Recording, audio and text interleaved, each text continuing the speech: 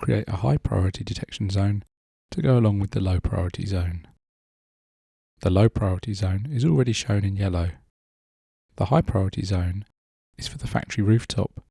The radar is mounted high to detect intruders on the roof. Set the free draw zone priority to high and then simply sketch out the shape. This will be the rooftop of the factory. The high priority is to ensure that anyone on the roof will be detected. Press the green tick when happy.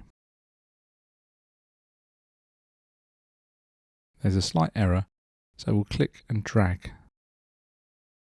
That's better.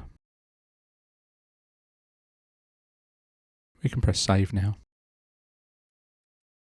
The radar will prioritise rooftop targets over those in the street below.